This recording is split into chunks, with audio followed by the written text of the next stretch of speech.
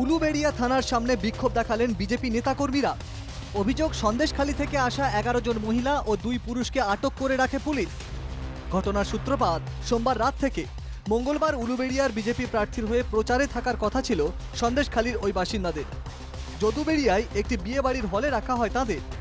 অভিযোগ, সোমবার রাত 11:30টার সময় পুলিশ ওই হলে যায়। সন্দেশখালী থেকে আসা মহিলা ও পুরুষদের বিষয় জানতে চায় পুলিশ। এরপর পুলিশ চলে যায়। ফের গভীর রাতে 11 মহিলা ও 2 পুরুষকে আটক করে থানায় নিয়ে যায় উলুবেড়িয়া থানার পুলিশ। বিষয়টি জানাজানি হতেই স্থানীয় বিজেপি নেতৃত্ব উলুবেড়িয়া থানায় যায়। অভিযোগ, তার আগেই সন্দেশখালীর ওই মহিলা ও পুরুষদের উলুবেড়িয়া থেকে নদী পার করে দক্ষিণ 24 পরগনায় পাঠিয়ে দেয় পুলিশ। এরপরই উলুবেড়িয়া থানার সামনে বিক্ষোভ দেখান বিজেপি কর্মীরা।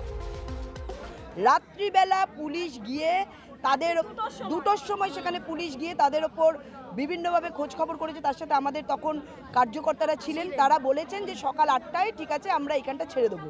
তারপরে যখন সমস্ত কার্যকর্তারা চলে যায় আবার সেখানে পুলিশ ঢুকেছে, তাদেরকে বিভিন্নভাবে ভয় দেখিয়েছে, দেখিয়ে পুলিশ তাদেরকে ওখান থেকে তুলে এনেছে, তুলে রাত্রিবেলায় থানায় রেখেছে। পুলিশের ভূমিকায় সরব রাজ্য বিজেপির সভাপতি সুকান্ত মজুমদারও। উলুবেড়িয়া থানার আইসির বিরুদ্ধে হুঁশিয়ারি দিয়েছেন তিনি। কি প্রচার করতে পারে না অন্য জায়গায়?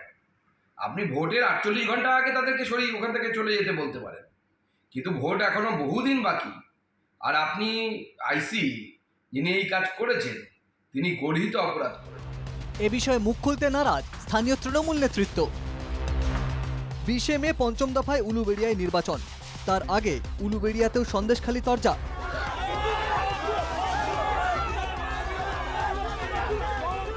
উলুবেড়িয়া থেকে মনোজ রায়ের রিপোর্ট, NK TV বাংলা।